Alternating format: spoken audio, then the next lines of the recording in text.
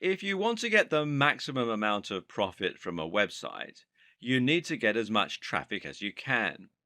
If you want to get the maximum amount of traffic to your website, you need to get to the top of Google. And if you want to get to the top of Google, you need SEO, or search engine optimization.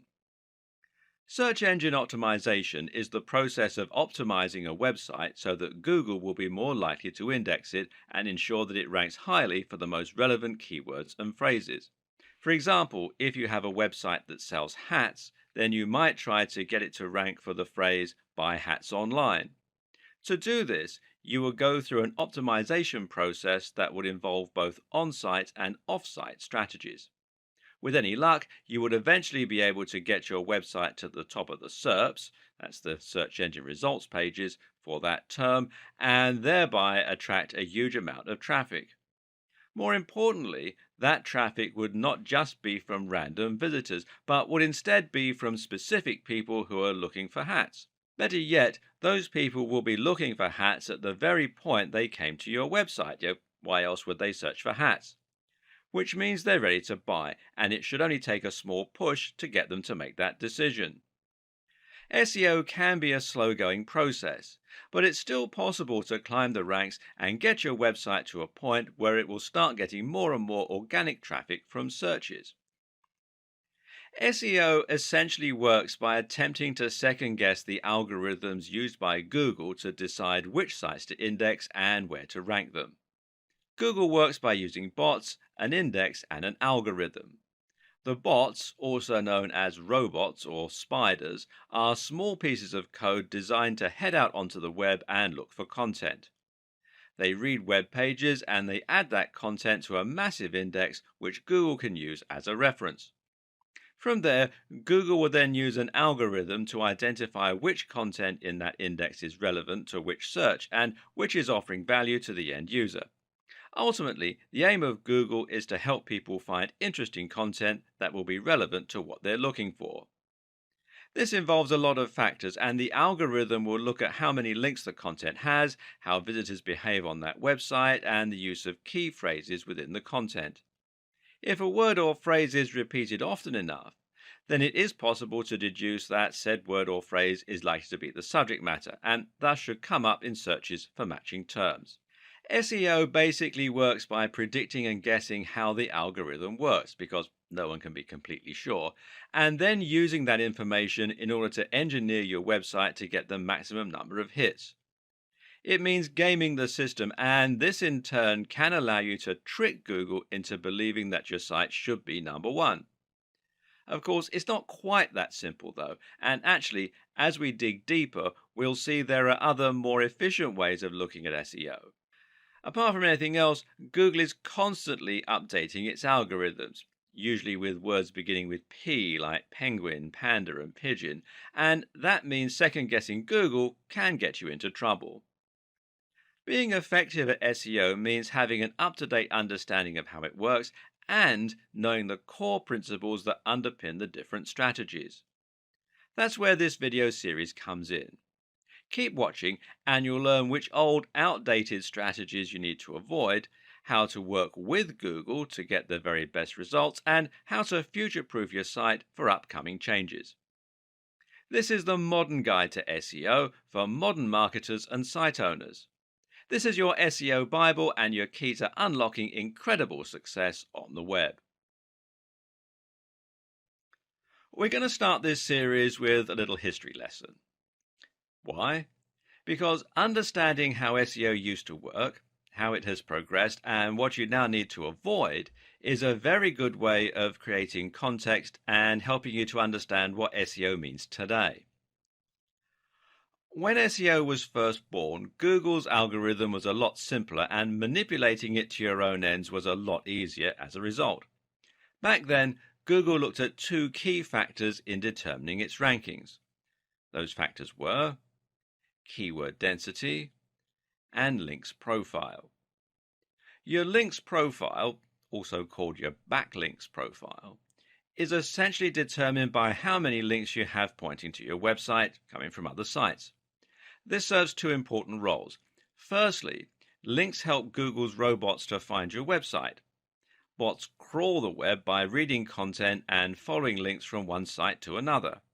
If you have a link on a site that Google has already indexed, then this will allow it to find yours and add it to the network. At the same time, Google views links as testimony, assuming that a website would only link to another website if it thought said website was good and had something valuable to offer its users. Google would also assume that if you have links from 20 websites about hats, then your site is probably going to be about hats as well, especially if the anchor text has your search phrase in it. The other factor was keyword density. Keyword density meant how many times your website would repeat the words that you were trying to rank for. The more content you had and the more often you repeated the same phrase throughout that content, the more likely you would ultimately be to get ranked for that search term and to show up high in the SERPs. Of course, it was also important to research the keywords and to make sure they were actually being searched for. For this, marketers could use Google's keyword research tool in order to check the volume of searches and to get an idea about how much competition there was. A savvy optimizer would then be able to look at terms with the highest search volumes and lowest amount of competition and then try to rank for those phrases specifically. This simple algorithm makes a lot of sense in theory and should have helped Google to find content that people will be looking for quickly and easily. It would read the content in order to see which site was the most relevant for that term, and it would look at which sites had the most links from other websites. But the problem was, people eventually cottoned on to the way this worked and began to take advantage of it. Search engine optimizers realized that all they had to do to get to the top of Google was to create as many links and as much content, with keywords, as possible. So webmasters began to spam link directories and content farms, submitting their links everywhere they possibly could. They began to pay other content creators to place links on their pages, and they would also trade links. Most websites ended up with a massive list of links somewhere on one of their pages, and these would just be other random sites that had contacted them and asked to exchange links. Worse was what started to happen to content. In a bid to create as much content as possible and to use the keywords as often as possible, creators began to churn out content in huge quantities while giving no regard to quality. They also began using keyword stuffing, which essentially means repeating keywords over and over again, even when it doesn't make any sense. A typical website from the early 2000s might read, "Are you looking to buy hats online? Then you have come to the right Buy Hats Online website. This is the best place to buy hats online for anyone who wants to buy hats online, Carolina." As you can see, this content is completely nonsensical and will be highly off-putting for any real visitors looking to make a purchase. And then it got worse still. Creators began to actively steal content from other site owners and spin it in order to make it unique. Now, Google won't rank duplicate content, otherwise it would risk making every search result identical. So content spinning, as it came to be called, essentially means that you're taking an article or a blog post and using software in order to exchange many of the words for synonyms. So a sentence that read, "These are the softest, warmest and most attractive hats on the net," would become, "These are the most comfortable, most insulating and most beautiful hats on the web." And because the site owner didn't have to write that content themselves, this meant they could publish thousands of posts in a short space of time and bomb Google. Well, that's the theory at least. The reality is that, unfortunately, most spinners do this instead. These is the squitty-ish, hottest and very best beautiful hats on the fishing net. Again, it's just gibberish. So, by placing thousands of links on other sites, using their keywords as the anchor text, and by filling their sites with tons of useless content, website owners were able to get themselves to the top spot of Google. This system was so easy to abuse that some people could even get completely unrelated websites to the top of specific SERPs against the owner's will. You could make it so that searching for Big Idiot would bring up a picture of your friend, for example. This was called a Google bomb. Obviously, this started to make a mess of Google's results, and so Google had to adapt and get smarter. Because of all the abuse we talked about in the last video, Google had to change and adapt to maintain its spot as the #1 search provider.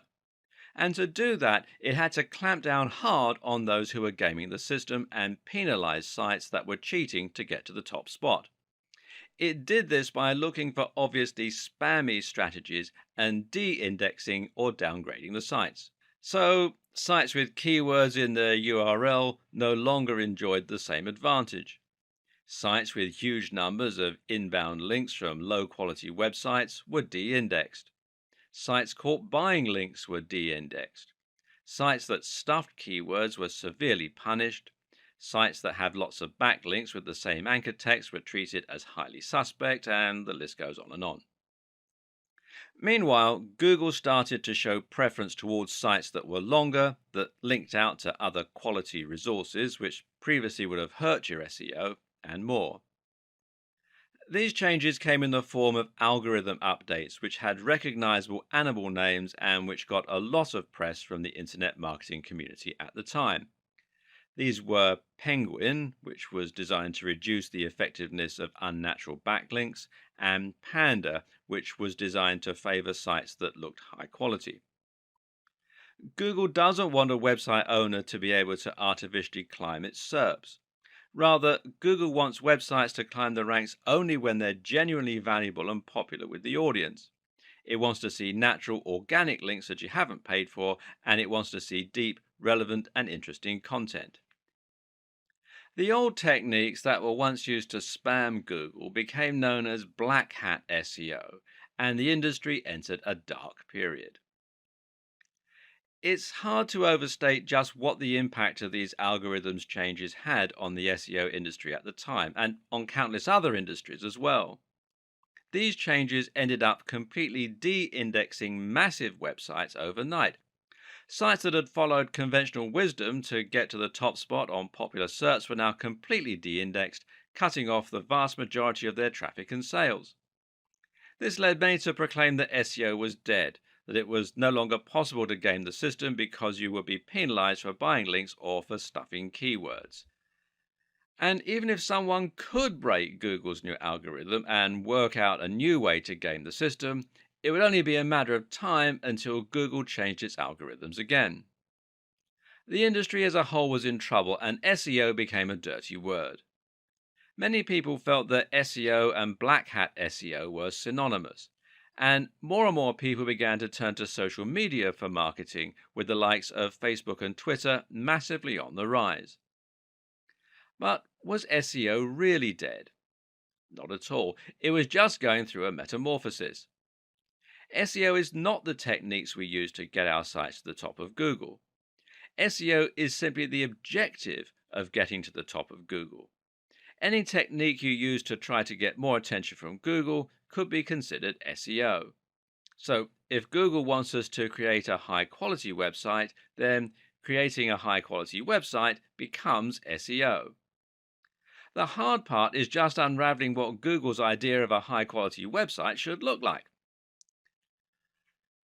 Keyword research is still useful, for example, but we now know that Google doesn't want us to overly stuff our websites with those search terms. Instead, the recommendation hovers at around 1 to 2% keyword density. So, if you write a long article and include the search term a few times, that should be enough, as long as it's also in your code a little or in your file name. It's also worth noting that Google looks for keywords in specific places in your content and gives those extra value. Google will consider it a strong sign if your keywords are used in your headers or in the first paragraph of your content. Google also looks for synonyms, though, and related language, which is something that we'll discuss more later on. And it no longer cares about how many links you can get. It cares far more about how high quality those links are. So, if your links are from lots of highly trusted websites, then you'll find it does great things for your ranking. Google is also now looking at things like bounce rates, how long someone spends on your website, and it's looking at how your site renders on mobile and how quickly it loads. You can now get penalized for typos and mistakes. And Google is also looking at social sharing signs. If you have lots of plus ones from Google Plus, for example, then this can have a large positive impact. In short, Google is looking for signs of quality, relevance, and great design. At the end of the day, Google does not care about you as a content creator. You're not Google's customer. Google's customer is the end user who searches for a key phrase because they want to get relevant information or find the answer to a question. So, if you forget the specifics and instead make your aim to deliver high quality content consistently targeted towards a specific subject matter, then your goals will be aligned with Google. That means Google will want to share your content with its users. And it means that each update and change Google makes should actually benefit you as a creator. This is what good SEO is about today. Forget trying to trick Google and instead think about your users and think about working with Google. Regardless of all the changes that have happened, it's still possible to separate our SEO into largely on page and off page. I'm going to talk about on page now and off page in the next video of this series, but both are important. On page, of course, refers to all the strategies that you can use within your pages to get Google interested in your site. This begins with content, and it begins with having a stronger understanding of the subtle changes Google has gone through in recent times. One of the first things you're going to need to do is to fill your site with great content and to use your keywords throughout. There's a fine line to be walked here. You need to repeat the phrase a few times to ensure that you create that association. But at the same time, you also need to make sure that you don't overdo it and thereby appear to be spamming. Too vague? Well, as I mentioned, it's now agreed that the optimum keyword density for on site content is 1 to 2%. This means you can use your phrase once every 100 to 200 words, but you also need to use your common sense a little. Some keywords are easier to use in a natural manner than others, and making sure your content sounds natural should always be the number one concern. Some keywords will be hard not to repeat 100 times. Others will never feel that they can come up naturally. The user always comes first, so if you can't fit the keyword in naturally anywhere, then just forget it and use it in your image, alt text, etc. The length of your post is also an important consideration. Back in the days of spammy SEO, almost every post was about 500 words long. Today, you'll have the most success by writing posts that are longer and more in depth. Imagine that your reader is going to sit down with a cup of tea and really dive deep into the subject. Yeah? That's the kind of experience you should be delivering. This has another advantage because it means that you can repeat your key phrase a lot more while keeping your density low. If you repeat your keyword 100 times and your content is 1,000 words long, then that's a 10% density. If your content is 5,000 words long, that's 2% density. Of course, 5,000 words is too long for most blog posts. Instead, the general consensus is that an ideal blog post will be somewhere in the region of 800 to 1,500 words. But again, remember that you serve your visitors first and foremost.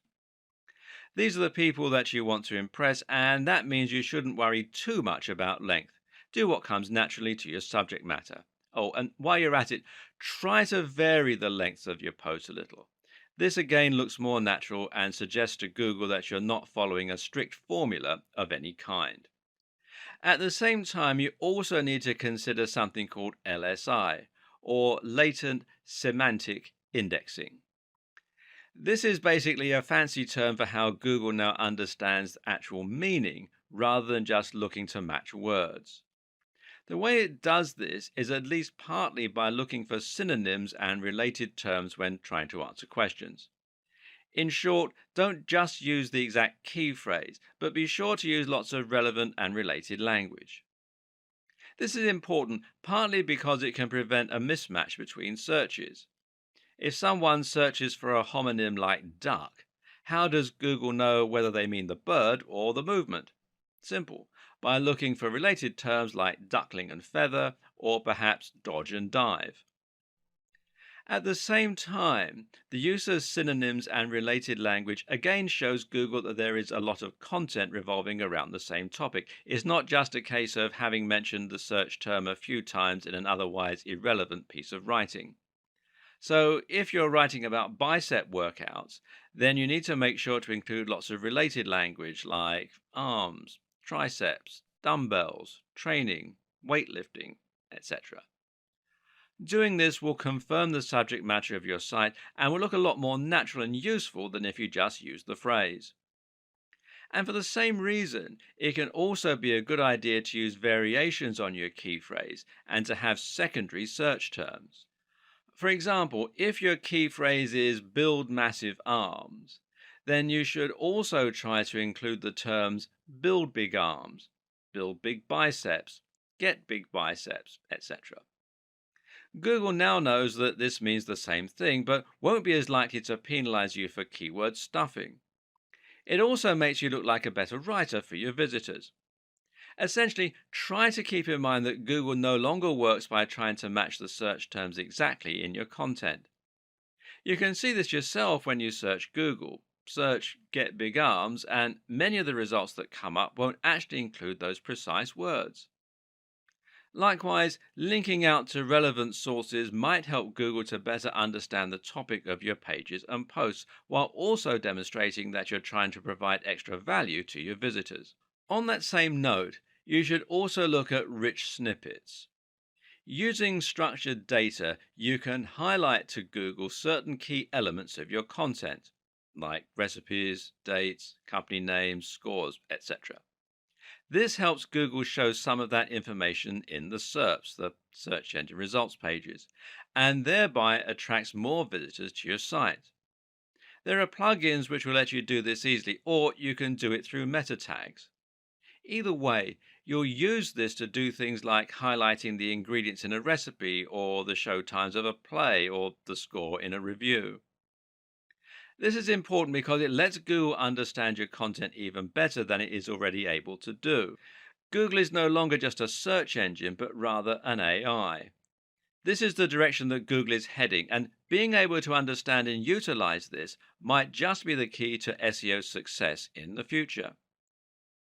Right now, using structured data and rich snippets will allow information from your site to appear right in the SERPs. This way, if someone searches for a recipe, they'll be able to see the ingredients for your version before they even click on your link. This means your listing will take up more space and demonstrates the value of your site. In turn, this means you're going to attract more clicks than a site without that information. The next element of on-page optimization is the site design itself. Using breadcrumbs, for instance, can help a lot, as can using alt tags for your images so Google knows what they are. More important is the actual function of your website. Does the page load quickly? Is it mobile friendly?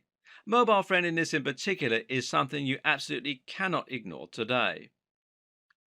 In terms of the actual design and function of your website, the main goals are to ensure that your site will load quickly and that it will look great on mobile. Again, this helps to keep people on your site longer because it will be enjoyable for them to be there. Avoid using too many plugins which will slow you down, and try not to inundate your visitors with adverts and popovers. Did you know that using light colors like light blues can actually help to keep people on the page longer by making them feel more relaxed? Consider this when picking your theme. Likewise, choose a theme that will adapt to the size of the display viewing it, and make sure you take advantage of things like caching to keep your site nippy. Themes that do this are called responsive insofar as they respond to the shape and size of the display they're being viewed on. This works by removing certain elements, by rearranging menus, etc., and by shrinking images. Note that mobile friendliness also means things like having large buttons, which are easier to click with a finger rather than a mouse, and avoiding mouse over drop down menus that, again, can't be operated on a mobile without a mouse. The best way to ensure that your website is responsive, that it looks the part, and that it will encourage the maximum engagement is to use WordPress. WordPress is a CMS, that's content management system, that makes it incredibly easy to build a responsive website and then add a custom theme that you've downloaded, either free or paid, or made yourself. Using WordPress removes much of the guesswork and makes it very easy for you to implement new layouts and even add things like rich snippets by downloading the right plugins. There's a massive online community to support your development, and the tool is used by many of the biggest sites on the net, meaning that it is a proven quantity as far as SEO goes. And you can find more here at WordPress.org. Seeing as WordPress is free, you're actually really making life harder for yourself by using anything other than it to build your website. Check your mobile friendliness on this site here, which is search.google.com/search console /mobile friendly, and your page speed on this site here, which is developers.google.com /speed page speed, all run together as one word, /insights. As I mentioned, there are a few miscellaneous tips that can also help to improve your on-page SEO. For example, it's generally accepted that using copyright notices and legal disclaimers can be seen as a positive sign by Google that these will make your website look more professional and more like a real business. Think as well about how you're going to help Google find the content within your site. Having a sitemap can be very helpful for indexing, for example. And you need to avoid using images that have text in them, and definitely avoid the use of Adobe Flash, seeing as Google is unable to read that type of copy. You can also insert your search terms into your site code by including in file names, the file name of an image, for example, and including it in the permalinks. Now, these are the URLs of specific pages, which should match the title of your posts. Then you have the behavior of your visitors. In other words, how long are your visitors staying on your page? Do they click a lot of internal links? Do they scroll down the page? Are they leaving comments?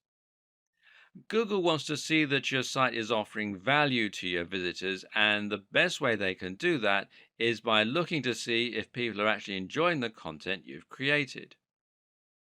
Your site design is all about getting your visitors to spend a long time on your page and then to interact with it.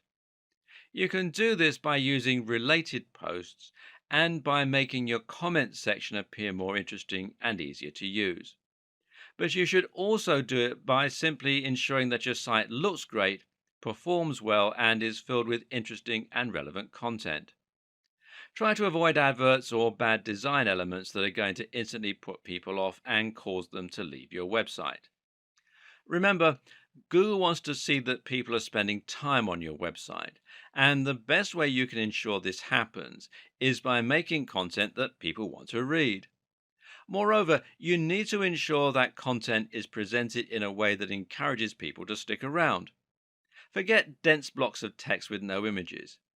Instead, create content with lots of headers that's well spaced out and that uses large, beautiful pictures throughout. In terms of the actual writing, try to use a narrative structure where possible to really pull people in. Tell a story. Use cliffhangers and make it impossible for your visitors not to move down to the next line.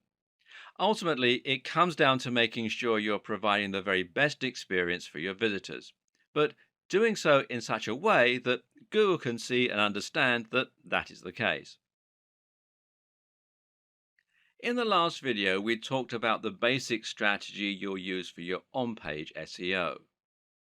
But what about link building? How has that changed in recent years? Once again, the key is to focus more on quality rather than quantity. If you once had 1,000 different links all coming from low quality websites, this could now actually stand to hurt your SEO, as it will look like link spam.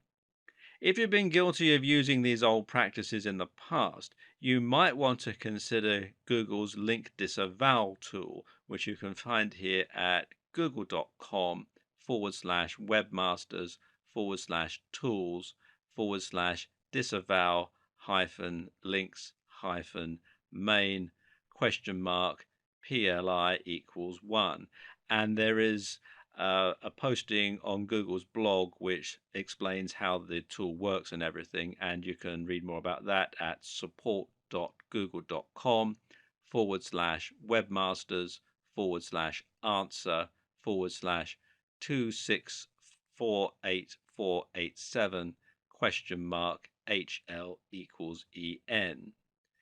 And what these tools do is it allows you to tell Google that you didn't ask for the low quality links and thereby prevent them from affecting your ranking. The fact that tools like this exist show that Google does still support good SEO, by the way.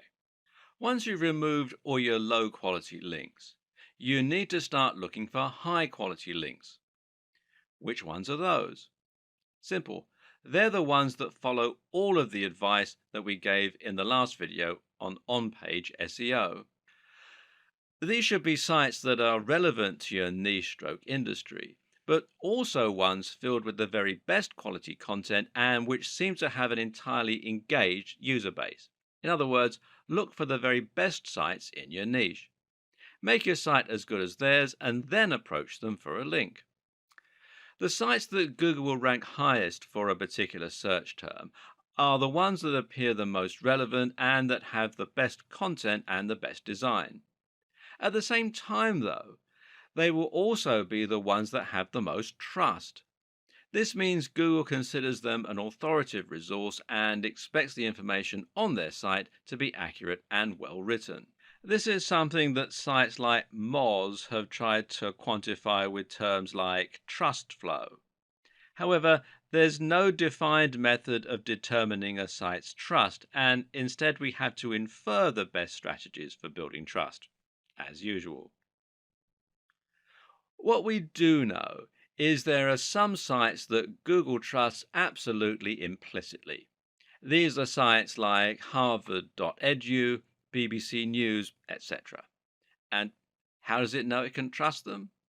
Well, the current understanding is that Google will trust sites which either have a very well organized brand name, like the BBC or The Verge, or sites that have .edu or .gov domains. So, how can the rest of us thrive? Well, simple. We try to get links that come from those highly trusted resources. If you were able to get a link from BBC News, for example, this would absolutely transform your success. You would find you got hundreds of thousands of visits to your site simply from people clicking on your link, and this would result in hundreds or even thousands of dollars in AdSense and sales overnight. Meanwhile, if the content that was linked to was good, thousands of these people would post your link and share it. And more importantly, Google would sit up and take notice that the BBC had linked to your site. A highly trusted authority is linking to your site, suggesting that your site is also a highly trusted authority. This will be worth more to you than a million links you bought, traded, or posted on link directories. If you can't get a link from the BBC, then where can you get a link from that will have a similar result?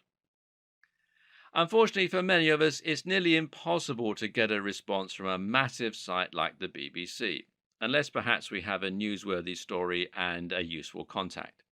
And so we're going to have to look elsewhere. A good place to start is with the Google News section of the SERPs. If you search for something like election results during an election, then you'll find that a few results are highlighted at the top of the page with an image and a snippet of text, as you can see here.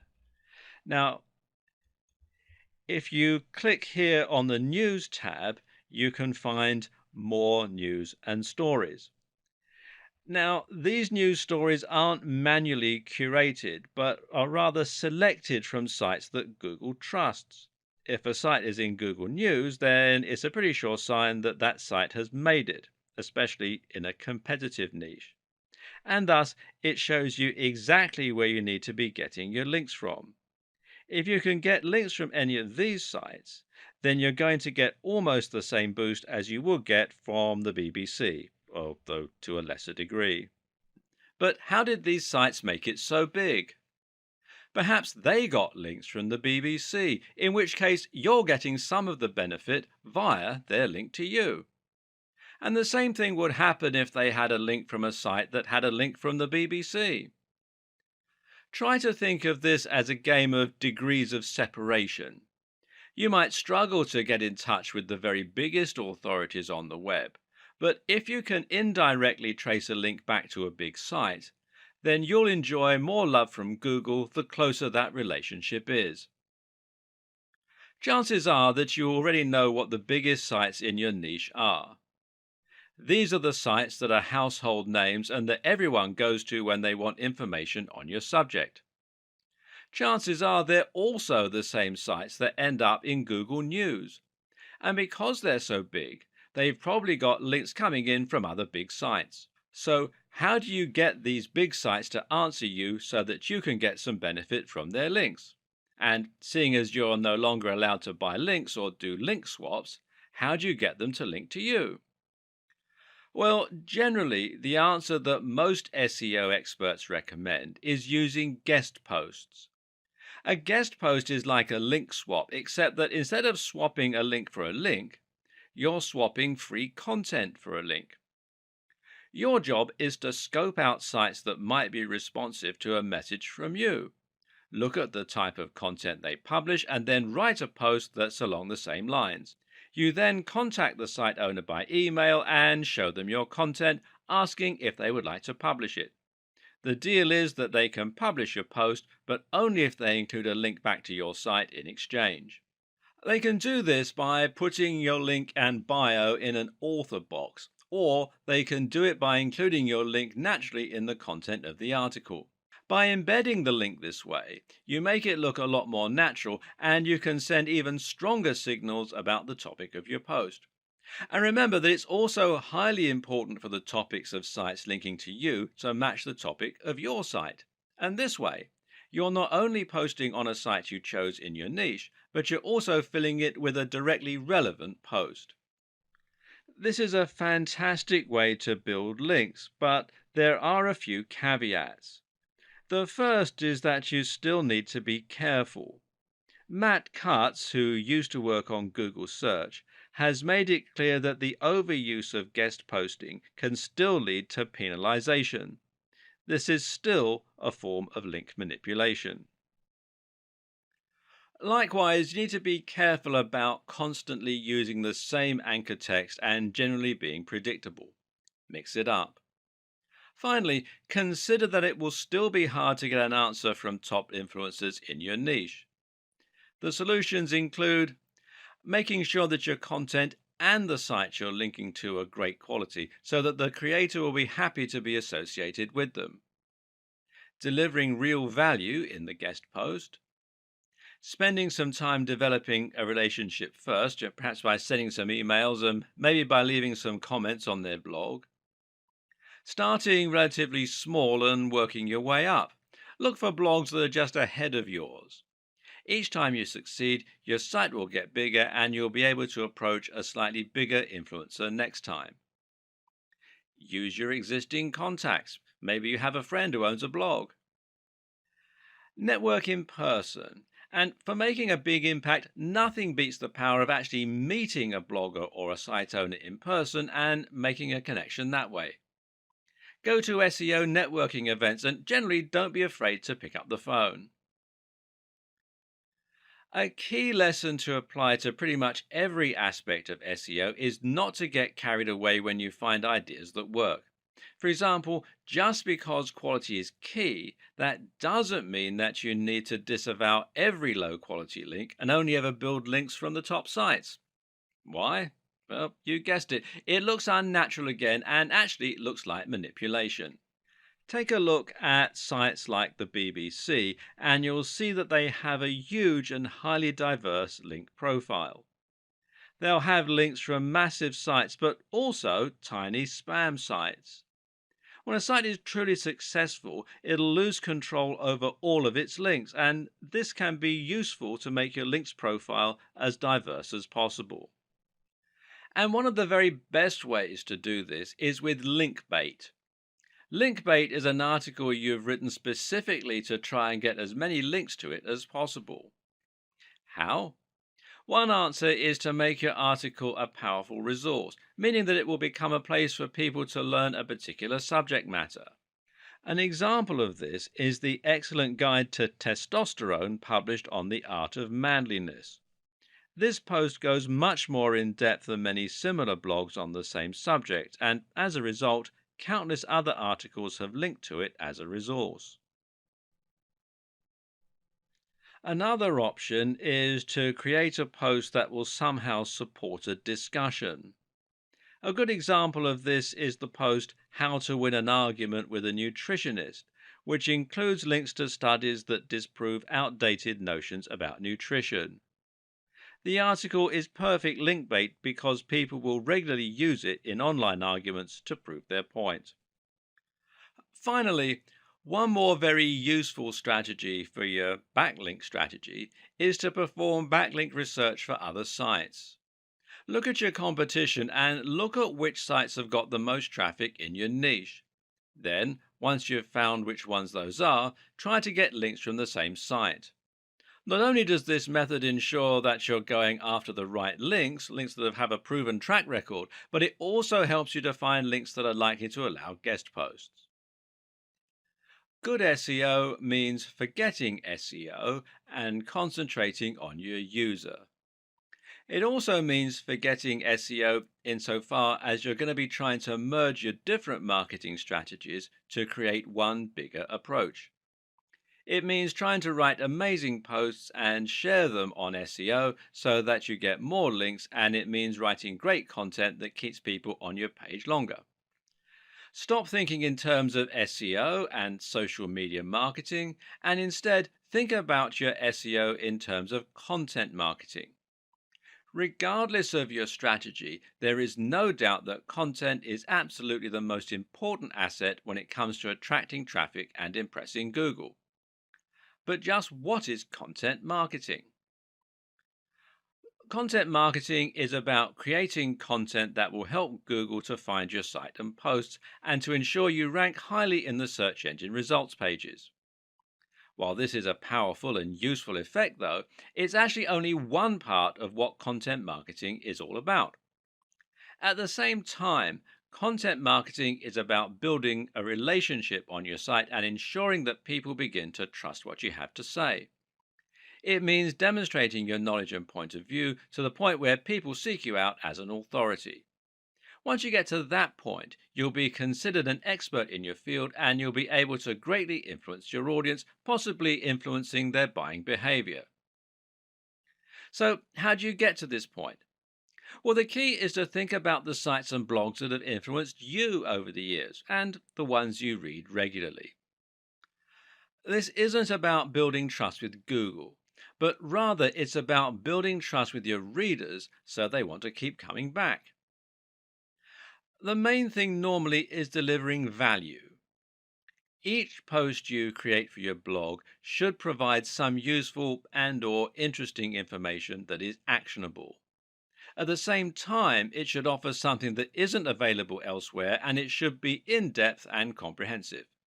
This differentness is incredibly important and is something that all too frequently gets overlooked. If you're trying to stand out in a crowded niche, say the fitness niche, then it's not enough to simply write posts on how to get abs or how to lose weight. There are countless articles out there with the exact same title and subject matter. Instead, you need to concentrate on offering something that will be different, which might mean writing about an entirely new training method, or it might mean writing about something that examines the psychological motivation to train. Always ask yourself, would you read that content? Meanwhile, you need to be consistent in posting this kind of content and you need to be smart with your branding. Your brand needs to evoke your mission statement and your ethos. People should know from your website design and logo alone exactly what kind of subject matter you're likely to deal in and what they can expect from your site. This is also how you can build brand recognition and a consistent image across different forms of marketing, including on different forms of social media. Write for a specific type of person and try to make your brand into a movement with a clear objective.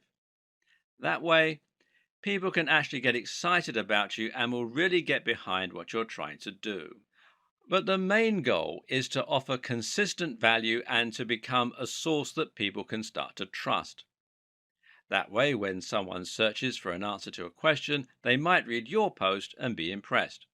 If you then come up in the search results again, they might recognize you and be more likely to click your listing over the rest. Then they might decide to look around the rest of your content after they've been impressed a few times. Eventually, you'll become their go-to source for answers in your niche. Well done. You just won at content marketing. The key is to consistently deliver value so that people come to your site for answers. And this is also, ironically, what will get other good sites to link to your site. This is the perfect example of emergent SEO. In this case, you're working with Google by writing amazing quality content, and Google is rewarding you. This is how you truly grow in an organic way. And content marketing like this also makes a lot of sense from a business perspective. That's because people will be much more likely to buy from you if they recognize, know, and trust your brand. If all of this is sounding a little complex, you might be considering skipping the hard part by outsourcing your SEO. But can you trust an SEO company to do the best possible job for your site and for your brand? While there are a ton of great SEO companies out there providing valuable work and helping companies to reach new heights in terms of their exposure and profits, the unfortunate fact of the matter is that there are probably more not so great SEO companies. These are the companies that didn't get the memo when Google changed. They're the companies that still insist on keyword stuffing and link spam. Worse still are the companies that knowingly don't do anything and just take your money. And the problem is that it isn't easy to tell the two apart. How do you know if your SEO company is offering great value for money or whether it's actually just twiddling its thumbs and sending you large invoices every few months? Now, this isn't a problem you face with most other industries. If you hire someone to paint your fence, then at the end of the day, you can see the work they're doing and you can decide for yourself if you're getting your money's worth. Ultimately, your fence is either going to be painted or it isn't. There are no half measures. The same is true for cleaning companies and marketing consultants and for accountants. But when you hire someone to do SEO, you actually can't see the results right away. It can take months for SEO to have a positive impact on your site's ranking, and even when it's been done well, there's no guarantee you'll get to page 1. And worse, most people don't have a comprehensive knowledge of SEO, and so they don't know what the companies should be doing to help them get the best results. How can you check on someone if you don't know what they're meant to be doing? In fact, even if you handle SEO yourself, it can still be hard to know if it's working or not. There are some metrics and tools you can use to measure how well your site is doing, though, and I'll talk about them in the next video. Because some SEO tactics take a while to bring traffic to your site, sometimes it's hard to track whether your SEO campaign is working or not, especially if you're outsourcing the process to an SEO company. One thing you can do, though, is to ask the SEO company to provide you with the metrics regarding the SEO campaign, and some of these metrics can be more useful than others. You can ask for the number of links that have been built, for instance. Ask for the page rank of the pages where those links have been built, although page rank is now largely a depreciated measure. And use everything you've learned in this video series to ensure that those are high quality links and not just link spam. You need to think about long-term results, not a short-term boost. And you can track changes in your position in the SERPs, that's the search engine results pages. Many SEO companies will use tracking software which lets them see your site climbing the rankings for different terms over time. They can use these to deliver you a report showing how your site has climbed since their intervention. If you're handling your own SEO, you might still choose to use a tracking tool in order to keep an eye on your success over time and ensure that your efforts are getting results. But what does any of this tell you? Because here's something else to consider. Getting to the top of Google is not the end goal. Even if you get to the top of Google, there's no guarantee this will bring more profits for your business because you need to ensure that the people finding your content are targeted and that those people are converting. Or to put it another way, all that really matters is the bottom line. If you're a business and you're paying for SEO, you'll need to know that you're getting more sales because of that SEO and you're earning more money. This way, the SEO is offering ROI, which means it's been money well spent. Savvy companies track the ROI of their SEO spend by using a tool called Google Analytics. This is the most well known analytics tool for webmasters and marketers, and one particularly useful feature it has is the ability to set a goal and then track the traffic that makes it to that goal.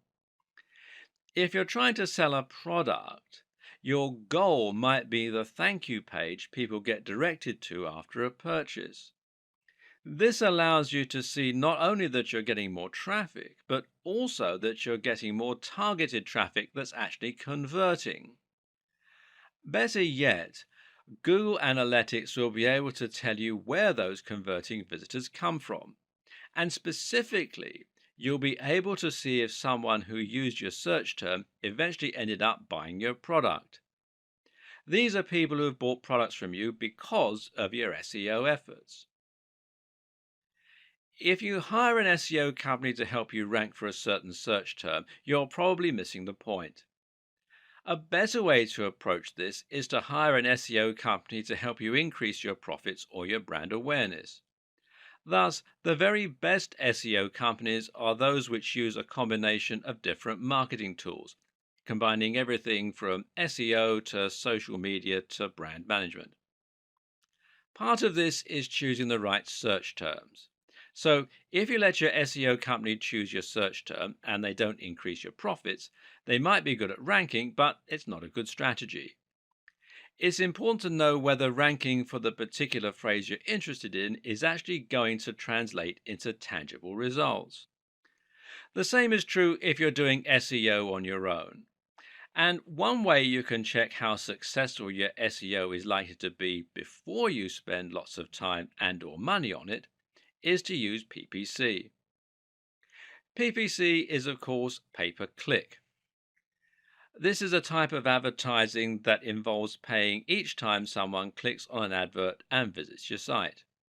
The two most popular PPC choices right now are Google AdWords and Facebook ads.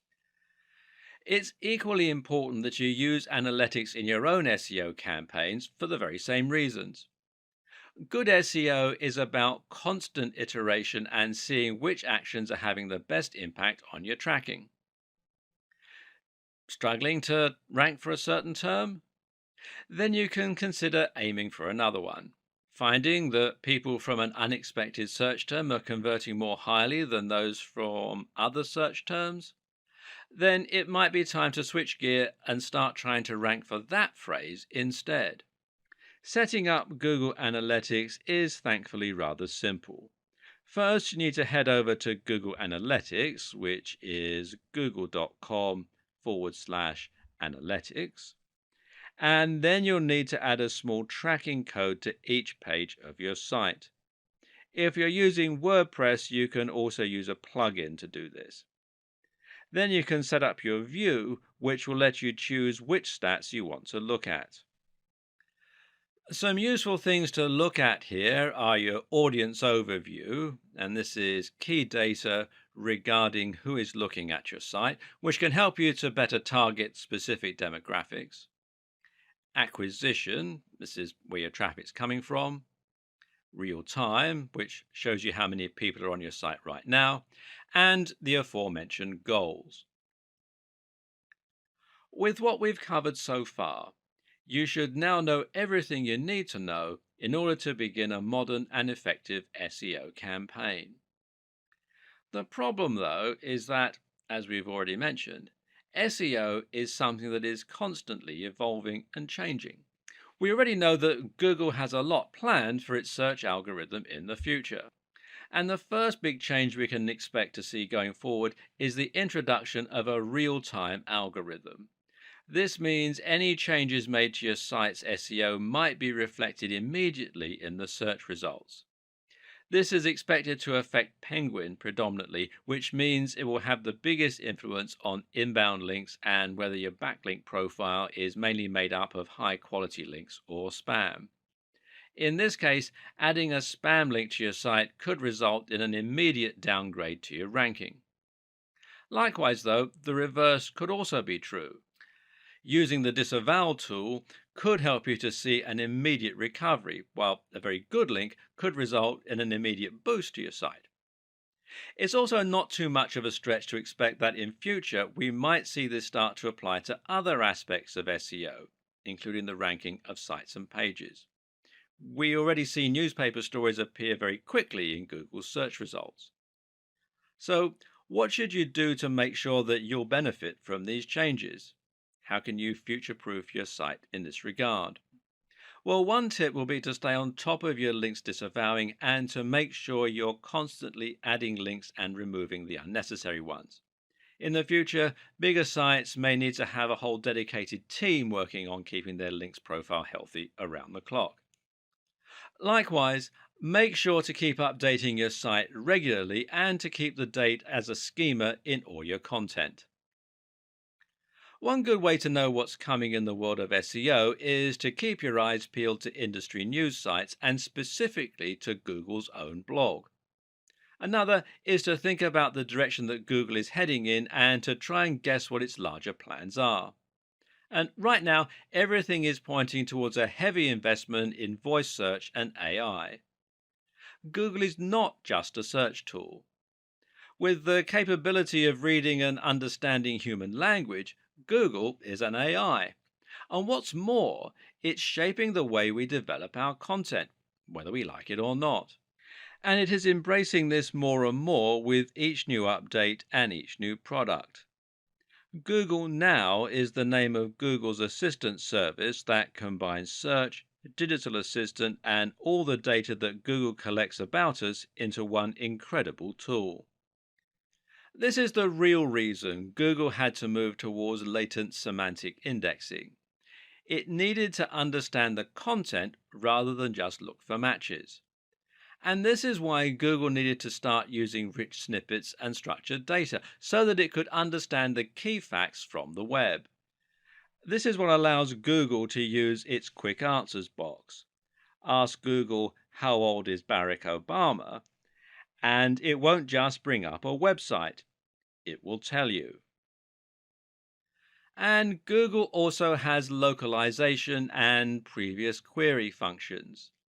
These allow it to suggest searches based on what you had previously searched for. For example, if you often research a particular celebrity, then in the future, Google might recommend searches relating to that celebrity. Google's personalized search also takes this into account, while its local search ensures that it will also be able to find results that are relevant to the area you're in. All of this combines when you use Google Now via voice search through Google Allo or Google's new Pixel phones. Here, you're able to conversationally ask Google what time it is, what the highest mountain in the world is, how high is it exactly, all that sort of stuff. This is the direction that Google is moving in, but what does it mean for the future of SEO? Will creators miss out when Google starts providing visitors with answers without them needing to visit our pages?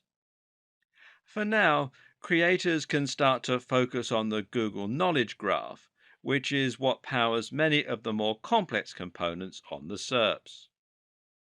Use semantic markups to ensure that Google will be able to find the answers to your questions. Build authority so that Google will know to trust your site, and try to use nouns in your language to make it machine readable. Being featured in Wikipedia is also thought to be useful for KGO, that's knowledge graph optimization. Linking out to quality resources is also thought to be good for your KGO. Will you gain visitors from being featured in the knowledge graph? Well, perhaps not, but this is certainly an indication that you've gained Google's trust, and that can do a lot to help improve your brand awareness and to gain more trust from the users as well.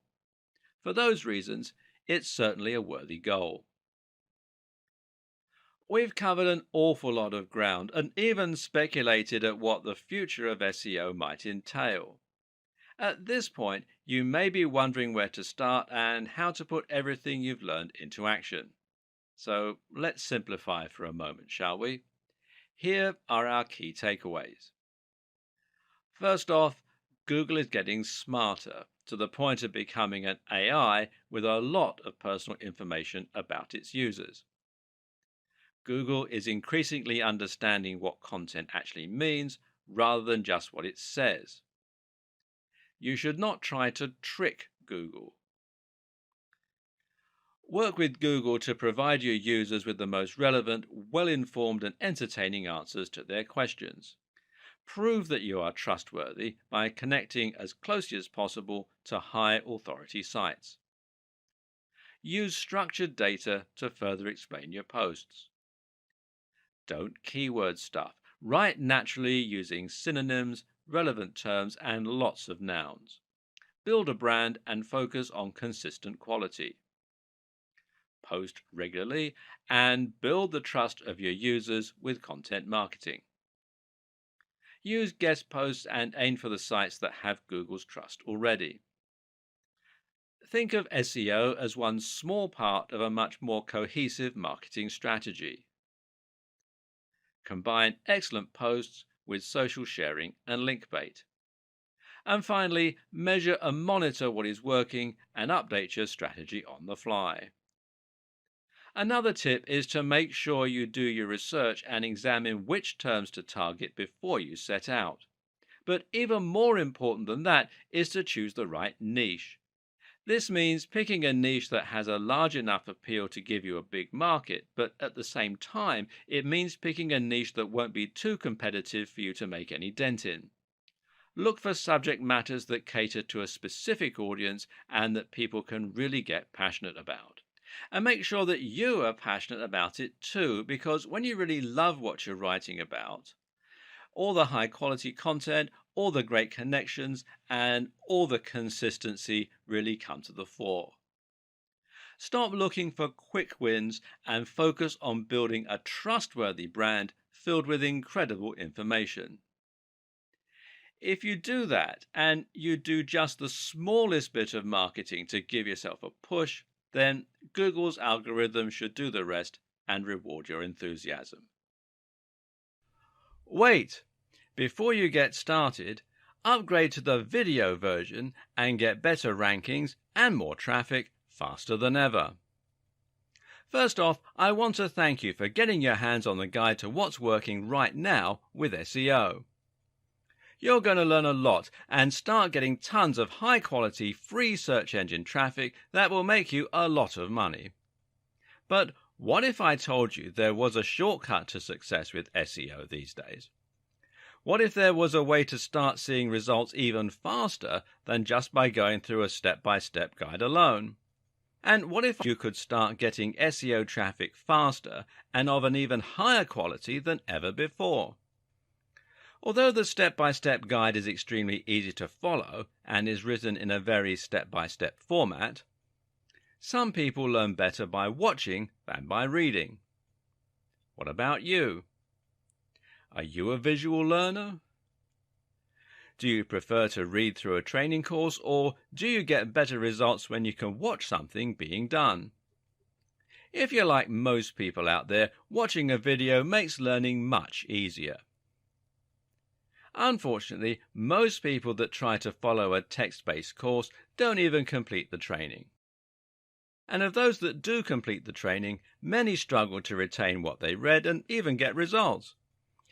What if you didn't have to choose between a text-based guide and more in-depth training? What if you could get a complete video training course in addition to the text-based training guide that you purchased?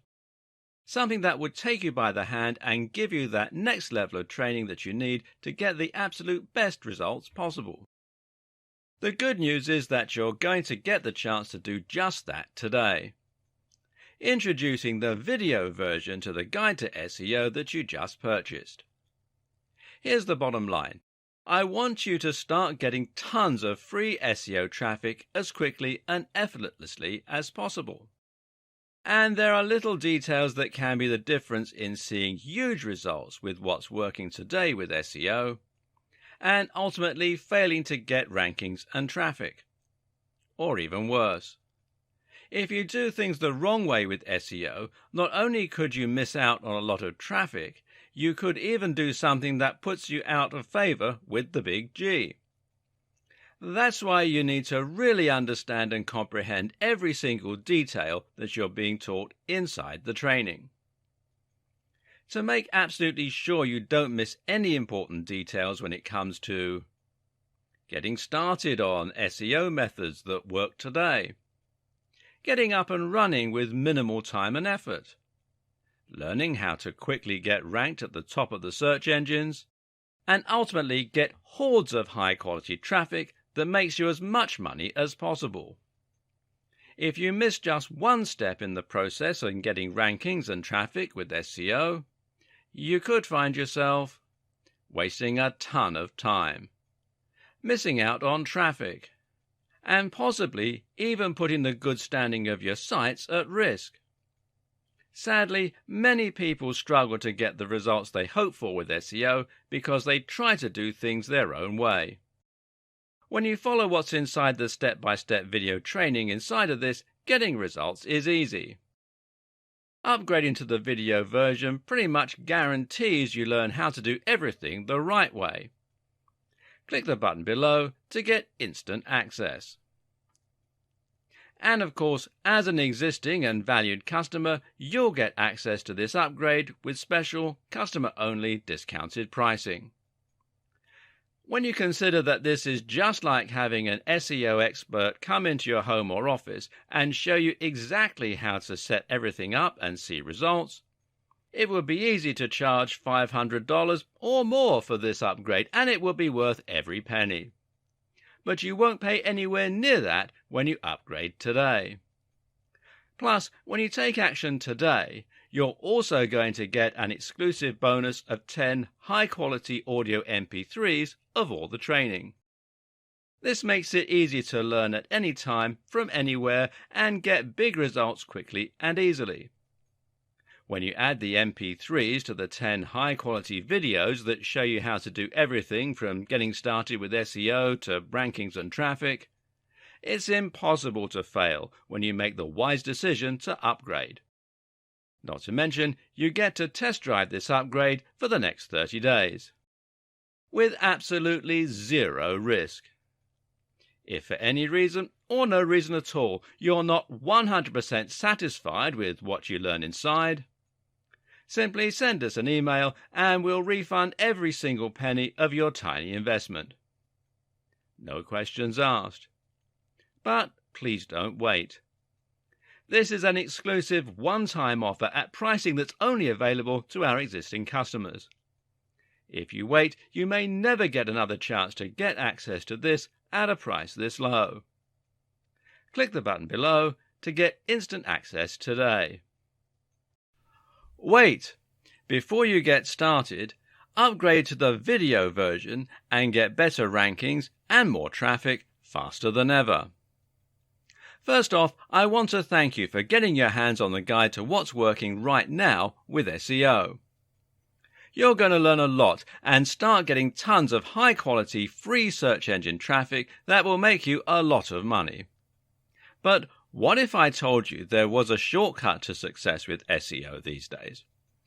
What if there was a way to start seeing results even faster than just by going through a step-by-step guide alone? And what if you could start getting SEO traffic faster and of an even higher quality than ever before? Although the step-by-step guide is extremely easy to follow and is written in a very step-by-step format, some people learn better by watching than by reading. What about you? Are you a visual learner? Do you prefer to read through a training course, or do you get better results when you can watch something being done? If you're like most people out there, watching a video makes learning much easier. Unfortunately, most people that try to follow a text-based course don't even complete the training. And of those that do complete the training, many struggle to retain what they read and even get results. What if you didn't have to choose between a text-based guide and more in-depth training? What if you could get a complete video training course in addition to the text-based training guide that you purchased?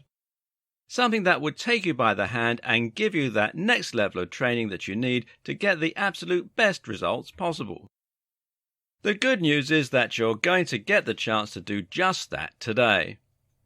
Introducing the video version to the Guide to SEO that you just purchased. Here's the bottom line. I want you to start getting tons of free SEO traffic as quickly and effortlessly as possible. And there are little details that can be the difference in seeing huge results with what's working today with SEO, and ultimately failing to get rankings and traffic. Or even worse.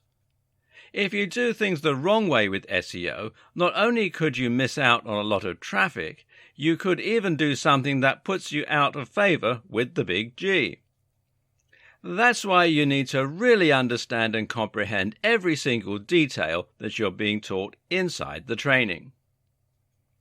To make absolutely sure you don't miss any important details when it comes to getting started on SEO methods that work today, getting up and running with minimal time and effort, learning how to quickly get ranked at the top of the search engines, and ultimately get hordes of high-quality traffic that makes you as much money as possible. If you miss just one step in the process of getting rankings and traffic with SEO, you could find yourself wasting a ton of time, missing out on traffic, and possibly even putting the good standing of your sites at risk. Sadly, many people struggle to get the results they hope for with SEO because they try to do things their own way. When you follow what's inside the step-by-step video training inside of this, getting results is easy. Upgrading to the video version pretty much guarantees you learn how to do everything the right way. Click the button below to get instant access. And of course, as an existing and valued customer, you'll get access to this upgrade with special, customer-only discounted pricing. When you consider that this is just like having an SEO expert come into your home or office and show you exactly how to set everything up and see results, it would be easy to charge $500 or more for this upgrade, and it will be worth every penny. But you won't pay anywhere near that when you upgrade today. Plus, when you take action today, you're also going to get an exclusive bonus of 10 high-quality audio MP3s of all the training. This makes it easy to learn at any time, from anywhere, and get big results quickly and easily. When you add the MP3s to the 10 high-quality videos that show you how to do everything from getting started with SEO to rankings and traffic, it's impossible to fail when you make the wise decision to upgrade. Not to mention, you get to test drive this upgrade for the next 30 days. With absolutely zero risk. If for any reason, or no reason at all, you're not 100% satisfied with what you learn inside, simply send us an email and we'll refund every single penny of your tiny investment. No questions asked. But please don't wait. This is an exclusive one-time offer at pricing that's only available to our existing customers. If you wait, you may never get another chance to get access to this at a price this low. Click the button below to get instant access today.